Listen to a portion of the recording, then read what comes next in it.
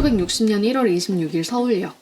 발 디딜 틈 없이 역 안을 가득 메운 사람들이 초조하게 시계를 바라보고 있습니다. 이들은 모두 이틀 뒤로 다가온 설을 설기에 귀성길에 오른 사람들이었는데요. 당시 시간은 밤 10시 30분. 늦은 시간이었지만 양손 가득 오랜만에 만날 가족들에게 줄 선물을 든 사람들의 표정에는 설렘만이 가득했습니다. 이날 이들이 탈 열차는 서울역을 출발해 목포까지 가는 호남선 601편으로 애초 출발 시간은 10시 50분이었는데요. 하지만 애석하게도 열차 출발 시간이 다 되도록 열차 출발이 지연되고 있다는 안내방송만 계속해서 나올 뿐이었습니다. 당시 호남선 하행선 승강장에 모인 인원만 총 3,900여 명. 하루 평균 이곳을 지나는 사람의 수가 1,300여 명인 것에 비해 총 3배에 달하는 귀성객이 몰렸습니다. 이에 서울역 당국은 계획된 8량 열차를 18량으로 증차했고 이 때문에 시간이 늦춰진 것이었는데요. 그리고 드디어 5분 후 열차가 출발한다는 소식에 사람들은 가족들 줄 선물을 바리바리 챙겨 앞다투어 개찰구로 향했습니다.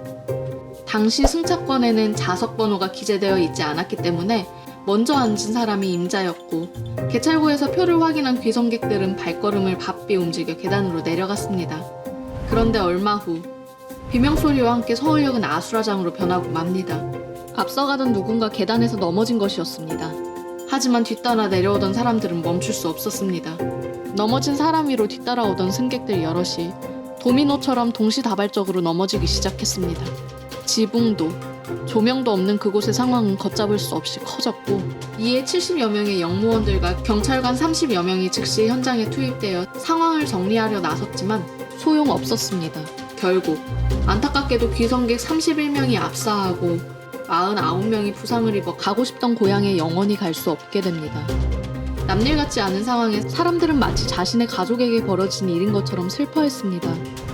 심지어 엄마는 수많은 사람들의 체중을 견디지 못해 등뼈가 전부 부러진 채 죽었지만 기적적으로 살아난 아이의 사연이 알려지며 더욱 비통해했습니다. 그날 서울역에서는 왜 이런 사고가 발생할 수밖에 없었던 걸까요? 아이와 엄마를 비롯한 승객들의 급한 마음 때문만이었던 걸까요?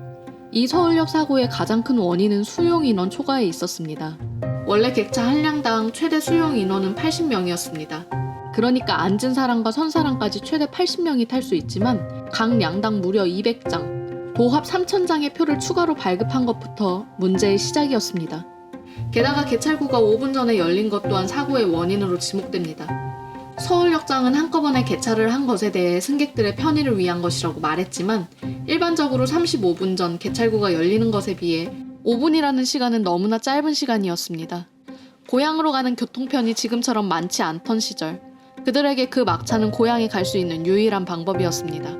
결국 늦은 개찰 시각과 부족한 시간 때문에 승객들은 열차에 타지 못할까봐 발걸음을 더 빨리 할 수밖에 없었던 것이었는데요. 게다가 알려진 것과는 달리 검찰 조사 결과 개찰이 발차 시간인 10시 50분보다 되레 5분이나 지난 55분에 시작됐음이 밝혀집니다. 뿐만 아니라 사고 이틀 전 서울에는 많은 눈이 내렸고 최저기온이 영하 12도까지 떨어지는 강력한 한파가 닥쳤었습니다. 잦은 눈과 추운 날씨로 계단 곳곳은 빙판으로 변해 속수무책으로 넘어질 수밖에 없었으며 특히 무거운 짐을 들고 있었기에 그 피해 규모가 커질 수밖에 없었던 것이었습니다. 사고 후 교통부는 사망자 1인당 72만 원을 지급하고 사고 다음 날인 27일 교통부 앞 광장에서 합동위령제를 거행했는데요. 그렇다면 31명이 사망하고 40여 명이 다친 이 사고에 대한 책임은 누가 지는 걸까요? 검찰은 이후 서울역장과 여객 주임 등을 구속했지만 후속으로 치러진 공판에서 서울역장에게 무죄를, 서울역 여객 주임에 대해 금고 1년 6개월을 선고했다고 합니다. 과연 60여 년 전 이 날보다 우리는 더 안전한 세상에 살고 있을까요?